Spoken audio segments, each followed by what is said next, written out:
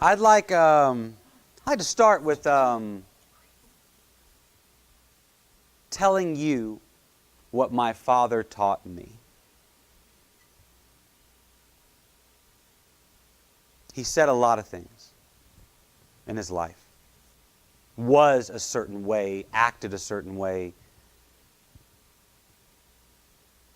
worked a certain way, liked certain things, had certain interests. There were certain things he didn't like, and he would tell us. He preached, much like I preach. He got on a soapbox, much like I get on a soapbox. And we'd be in our living room, and he'd start talking like this. And my mom would say, "Don't preach." But I'd just egg him on. Just, "Come on, Lord." But I didn't start off as a father. You know, when my wife was carrying our first child, I wasn't a father yet. Now, she went through this whole crazy thing called pregnancy. Have you seen this? Are you kidding? Exactly. But I experienced her going through that. And she was a mom. I mean, she was a mom before she became pregnant. She was always a mom, but I wasn't a father yet. I was just kind of the guy around who would help her do things the best I could. And then the whole labor process. Lord of mercy. And then I'm there in the room. I have no idea what I'm doing. I'm just trying to get out of the way of the professionals. And then my daughter Olivia is born. And they wash her off and clean her up and make sure she's okay. And then they hand her to me. And in that moment, I became a father. And it sunk in what my father had taught me. Presence. Being a father, most importantly, is about presence. Being there so that they can hand you the child. And so I'd like to thank him for teaching me that. Being there is the most important thing. I drove here today. Did you drive? You did? How about that car? Yeah? Yeah? Have you ever thought about the wonder that is a car? You got to go somewhere. Cross town. And you go out and you open the door and you sit in this cushy seat. You turn on the air conditioning if it's hot, the heat if it's cold, crank up the radio, and you travel in this nice box wherever you're going. It could be traffic, it could just be in the countryside, but you're in this controlled box with music and cushy seats. I love cars. That's good stuff. I have a phone. Y'all have phones? What about these phones? Connected to the world by just a touch of a button. Can call, can ignore. There's nothing more powerful than the swipe of ignoring. I love these phones. I mean, that's good stuff. I love this stuff. I have a refrigerator. Man. Hot day, cutting the grass. Come home. Whose grass am I cutting? You picked up on that. I was already home. Go in, open up the refrigerator, and there's a cold drink in the refrigerator. Wow, that's good stuff. If I want to cook something, I just crank up the stove. I want to watch TV, just flip the button. Man, that's some good stuff. We live in an environment of stuff. You know, some people say that's what America's about. America's about stuff. Like, man, you guys like your stuff. But I think that's what every culture is about. Every community, every individual. I think you can tell a lot about somebody, You can tell a lot about a family. You can tell a lot about a community, a city, a town, a culture by the stuff they surround themselves with. Come to my house. Come on. We go in. What's that smell? Candles. We love candles. We have candles everywhere. So right there you get a sense of, oh, that's this kind of family. A candle family. You're a candle family. Pictures. Pictures all over the walls. On the bookshelves. Everywhere. Pictures. Pictures of my wife and I when we first met. Pictures of where we've been, different vacations. Pictures of friends, of children. Oh, when she was born. Before she could talk back.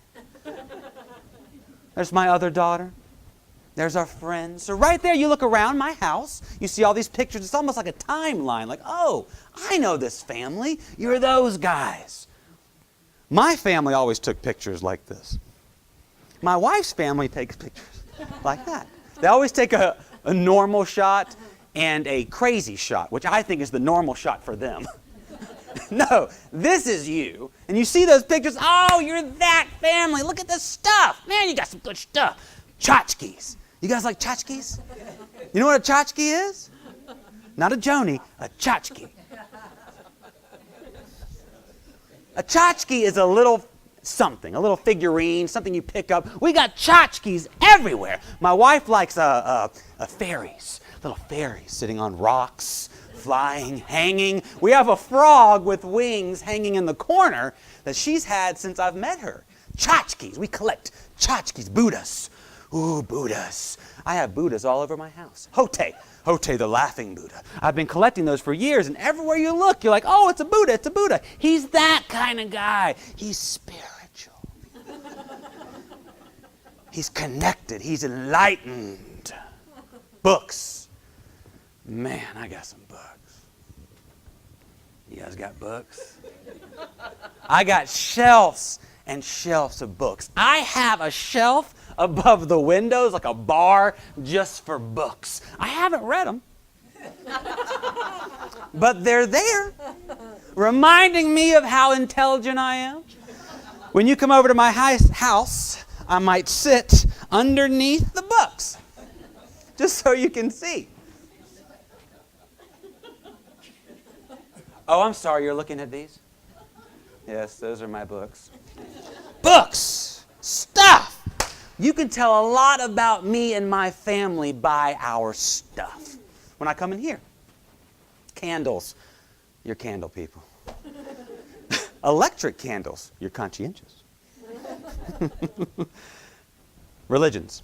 Look at this. It's a picture of different religious symbols. You're inclusive. You're open-minded. Okay. Science of mind. You're connected to a larger community. You're an ecclesiastical arm. How sexy is that?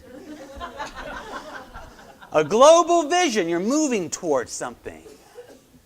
Lights, colored lights, a vibe, a feeling. It's almost as if everyone who laid every object in here gave a bit of themselves. It's almost like when you come into my house, there are little pieces of our life. Like we're building a life with tchotchkes. Tchotchke life. All this stuff. Man, we like stuff.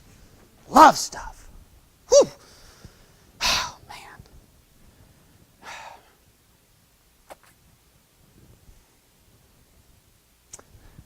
But have you ever felt, perhaps we have too much stuff? Have you ever thought, what is too much stuff? Like, how much is too much? When does stuff overwhelm you? When do you walk into your house and realize, am I living in a prison of stuff? When does stuff stop serving you and you start serving your stuff? When does life become stuff? What's the moment? That's what I've been thinking about all week long. What's the moment? What's that magical moment? That magic moment when stuff becomes life. When your life becomes your stuff. What is it? How much stuff is too much? I think we should talk about stuff. What is stuff? I eat food. Bless you. I eat food. Do you eat food?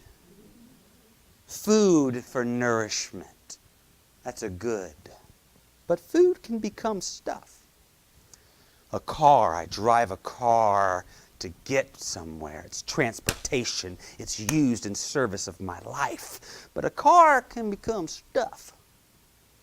A computer, a phone, a TV.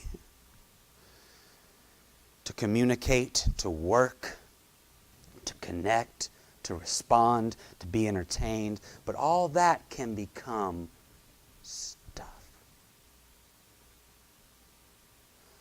It's about a relationship. Our relationship to our stuff. You want to hear a story? I love stories.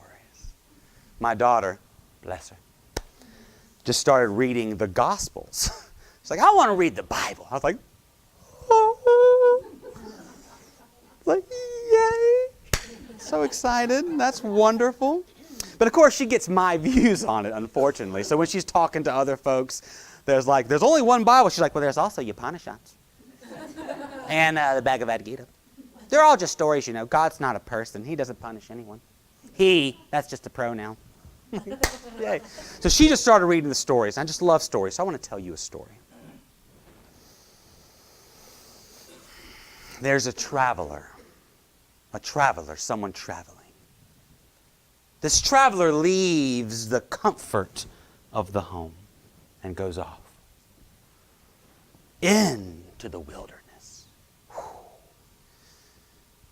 Moves into the darkness for days, months, weeks, a lifetime of journeying through the wilderness. Sometimes it's beautiful, sometimes it's scary. Sometimes it's light, sometimes it's dark, but it's a journey. And eventually this wanderer, this traveler, makes it through the wilderness and comes to the foot of a mountain and begins to climb.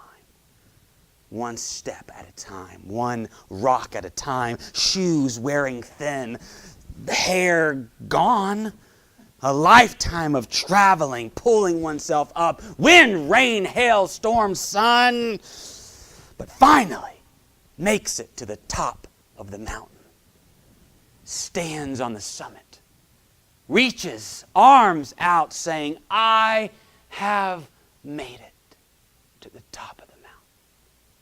I have reached the summit. I have climbed my life. Reaches down, picks up a rock, holds onto the rock and thinks of every step. Thinks of the dark nights, thinks of the rain and the wind, thinks of the sun, thinks of the barefoot clawing at the rock, thinks of the pain, and finally embodies what it's like to make it to the top. Puts it all in the rock. Puts the rock in the pocket and walks down the mountain. Back through the woods, into the home, and places the rock on a table. Why? So that the traveler can remember what he's done, what she's done. Every footstep is placed in that rock. The feeling of accomplishing something, of climbing a mountain, that experience is placed in that relic, that souvenir, that tchotchke. Friends come over to the house and say, hey, where'd you get the rock? And he says, I climbed the mountain. I succeeded. I made it to the top, to the summit. And here is the proof. And they're like, what? That's crazy.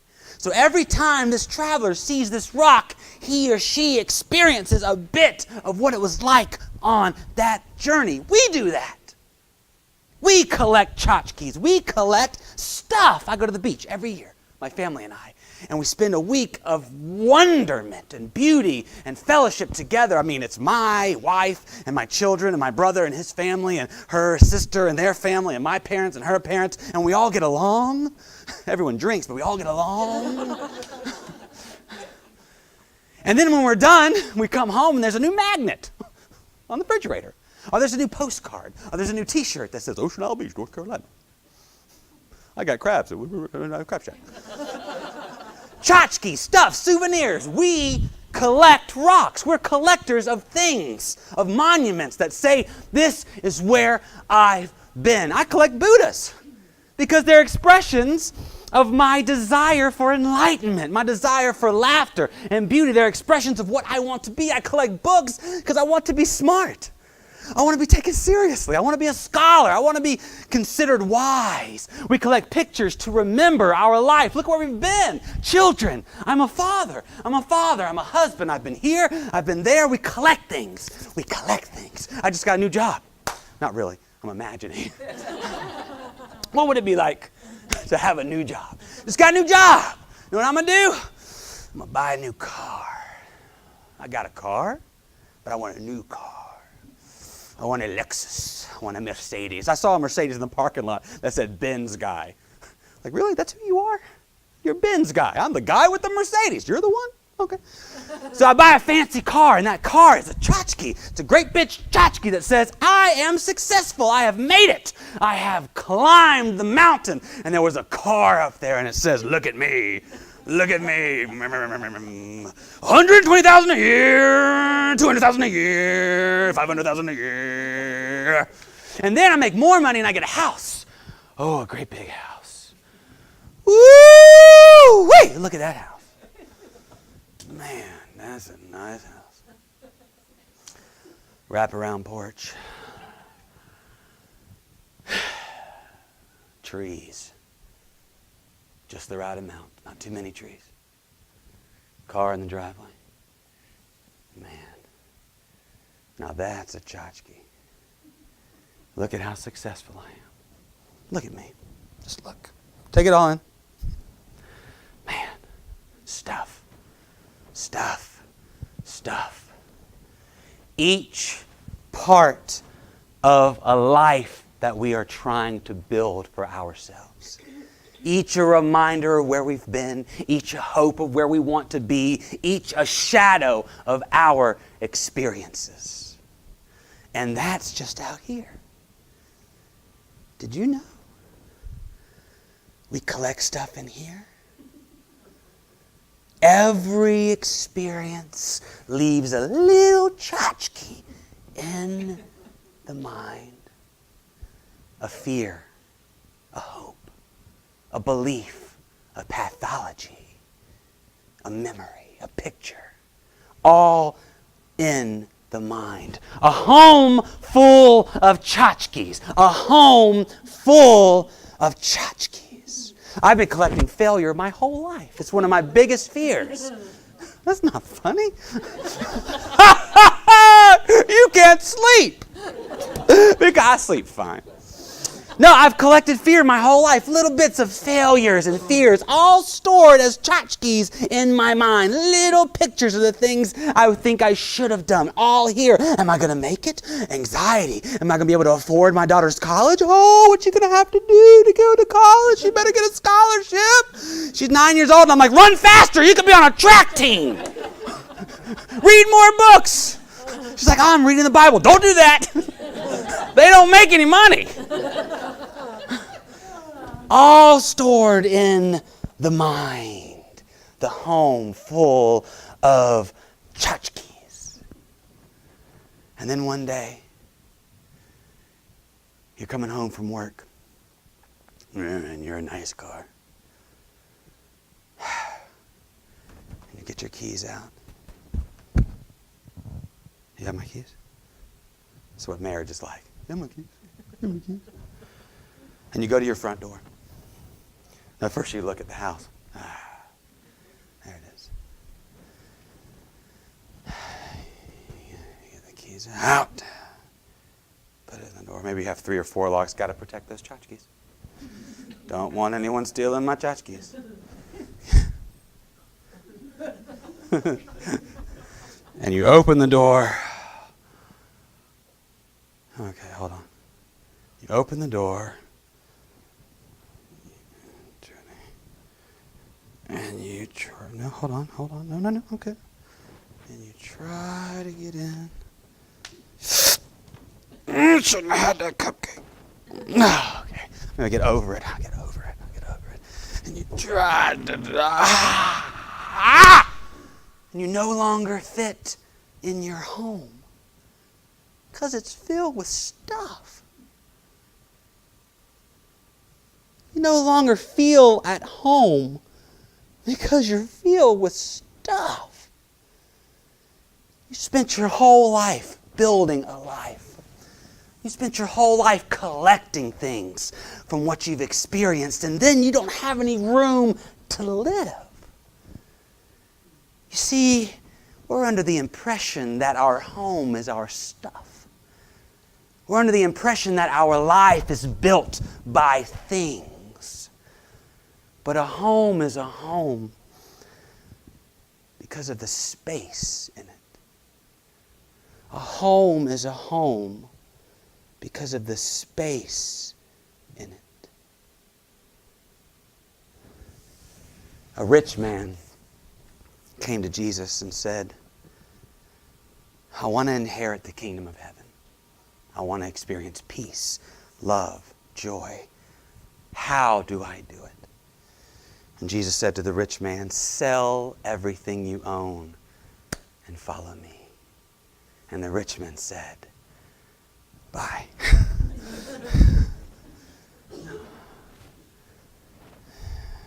That's not a story about selling things. It's not a story about a yard sale. That's not a story about getting rid of stuff physically. That's a story about attachment. Buddha taught the same thing. Peace comes from detachment. See, we hang on to all this stuff because we think that's what our life is. Without this rock, I didn't climb the mountain. Where's my proof? Your proof is in the foot. You're the one who walked it. The proof is in the sores, the scars. The proof is in the experience. You think you are your fears, your beliefs, your anxieties? No, you are the space between those. Those are just tchotchkes that you're collecting along the way. Jesus also said it's more difficult for a camel to get through the eye of a needle. Easier. He said easier. He says it's easier for the camel to get through an eye of a needle than a rich man to get into the kingdom of heaven. He's not talking about possessions. He's talking about attachment. It has nothing to do with your stuff. You can have stuff. You can collect stuff. You can be a millionaire surrounded by things and be free. Or you can have, where's my tchotchke? Or you can have one tchotchke and be imprisoned by it. It's not about how much stuff you have. It's about your attachment to your stuff. The illusion that you think this is what life is. Life is the one in the home. Life is the space. There is an infinite amount of space between every object. There's an infinite amount of space between every thought, between every fear, between every anxiety. There's an infinite amount of space between every picture, between every tchotchke. There is an infinite amount of space around you, and you are able to occupy that. In fact, you do.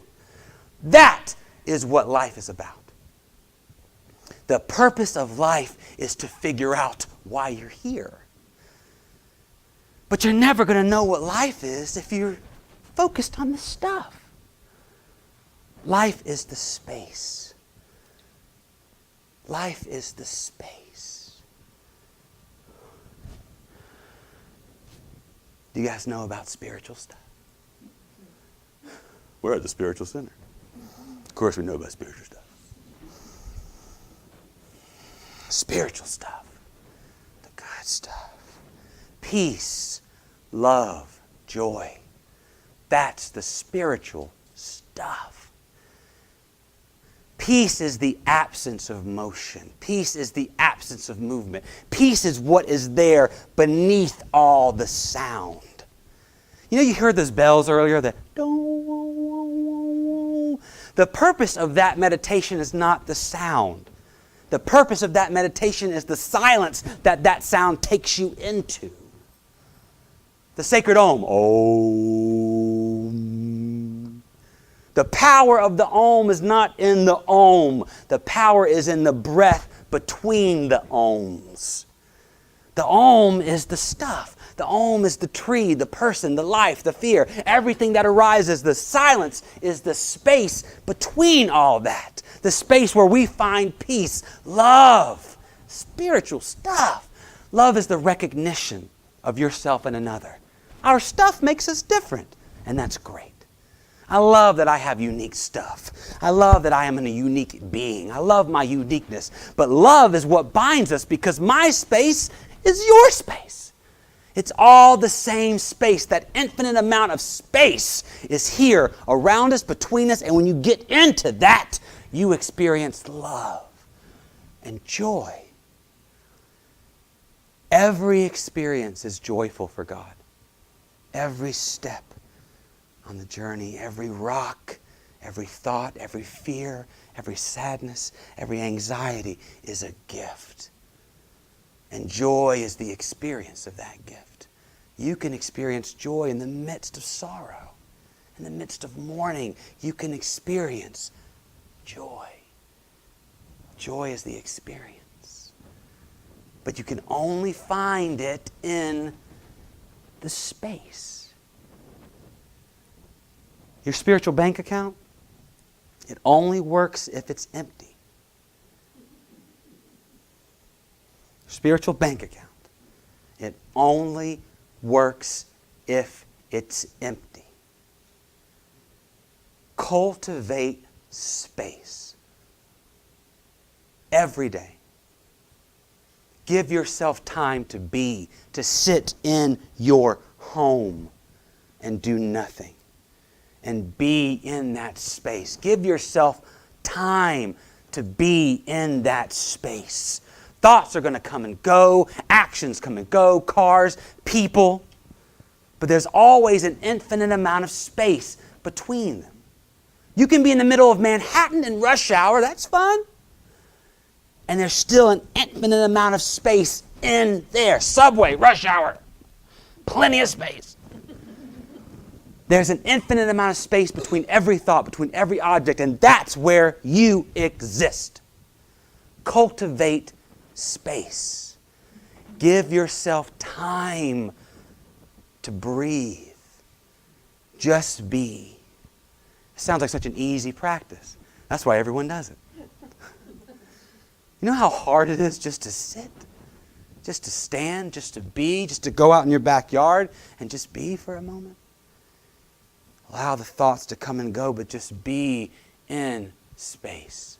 In your car, at your office, with your friends, in traffic. Everywhere, space. Space. There's plenty of it. And the more you get into it, the bigger it gets. The space just grows because it's infinite. It gets larger and larger and larger and larger. There was a wise man who left his home to journey to the top of a mountain. And he goes into the wilderness. And it's dark. He spends days, weeks, months, a lifetime. Gets to the foot of the mountain and climbs one step at a time. And it's windy and it's raining and at times it's sunny and he burns. But he's climbing one step at a time. And finally, the wise man makes it to the top, stretches out arms and says, I have climbed the mountain. I have succeeded. Reaches down, picks up a rock, and takes it home with him. But then he sees a small child. He says, hey, come here. I want you to do me a favor. I want you to take this rock to the top of that mountain. And the child is like, what? The top of that mountain? There's a forest, a wilderness between me and that mountain. That mountain is the tallest mountain in the land. It would take me days, weeks, months, a lifetime to climb that mountain. I'm counting on it. But I know you can do it.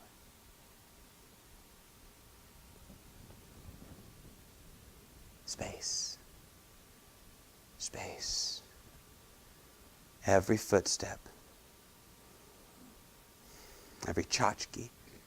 Every experience, every fear, every joy, every hope is just an incarnation of space. And home is where the space is. Home is where the space is. I want you to pray with me. I am thankful for this moment here and now. I am thankful for the space that we have created together. The space that was here, that we fell into, that we pushed each other into, that we nudged each other into, that we held each other into. I am thankful for space, for peace, the peace of acceptance, the peace of knowing that everything is going to be okay. For the love that binds us together, for the love that reminds us that we're all part of the same beautiful incarnation of space. For the joy of being, for the joy of reaching, for the joy of climbing, for each rock on the path, I am thankful.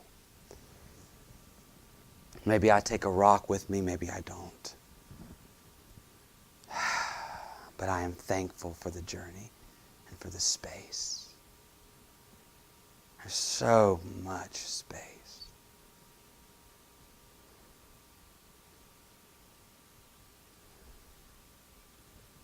And I'm thankful for you for sharing this space with me today. And so it is. Amen. And thank you so much for listening. I appreciate it.